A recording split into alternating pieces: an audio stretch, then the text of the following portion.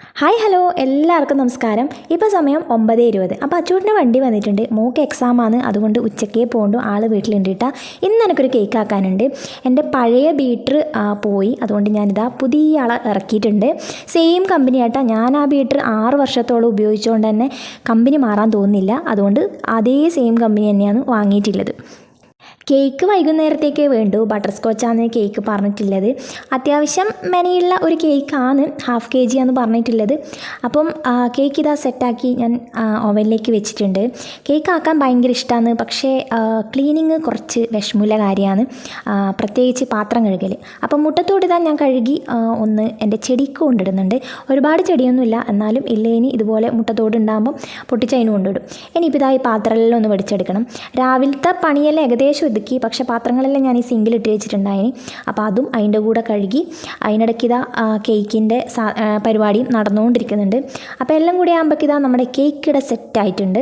ഇനി ഇതെല്ലാം ഒന്ന് സെറ്റാവണം, ഒന്ന് തണിയാതെ നമുക്ക് കേക്ക് ആകാൻ വേണ്ടി പറ്റില്ലല്ലോ. ആ സമയം കൊണ്ട് ഞാൻ വേഗം പോയി നനക്കാട്ട.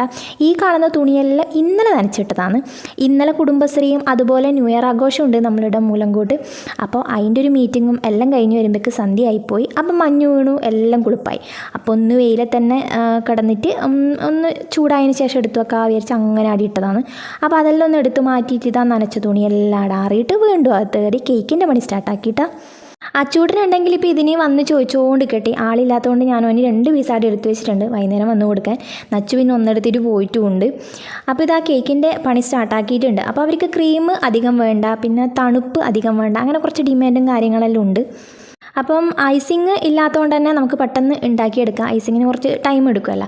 അപ്പം ഞാനിതാ കേക്കാക്കി അതേ പാത്രത്തിലേക്ക് ഓരോ പീസായിട്ട് ഇറക്കി വെച്ചിട്ട് അതിന് മുകളിൽ വെറ്റ് ചെയ്തു. അതിന് ശേഷം ക്രീം ഇട്ടു. പിന്നെ നമുക്ക് സ്പെഷ്യലായിട്ട് ഉണ്ടാക്കിയിട്ടുള്ള കാരമൽ നമ്മൾ സിറപ്പ് അതും അതിന് മുകളിലേക്ക് ഒഴിച്ചു കൊടുത്ത്, പിന്നെ നമ്മൾ നേരത്തെ പൊടിച്ച് വെച്ചിട്ടുള്ള ആ കടലമിഠായി പോലെയില്ലേ, അത് ആക്കിയതാട്ടാ. അപ്പോൾ അത് ഇതിന് മുകളിലേക്ക് ഇട്ട് കൊടുത്ത് അടുത്ത ലെയർ വെക്കും. അങ്ങനെ ഓരോ ലെയറും സെറ്റാക്കും. അപ്പോൾ അങ്ങനെയാട്ടോ ഇന്നത്തെ കേക്ക്.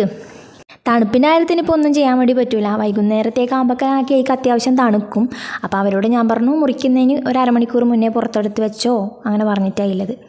അപ്പം തണുപ്പെല്ലാം പറ്റാത്ത കുട്ടികളുണ്ടാകുമ്പോൾ അവർക്ക് ബുദ്ധിമുട്ടാണല്ലോ.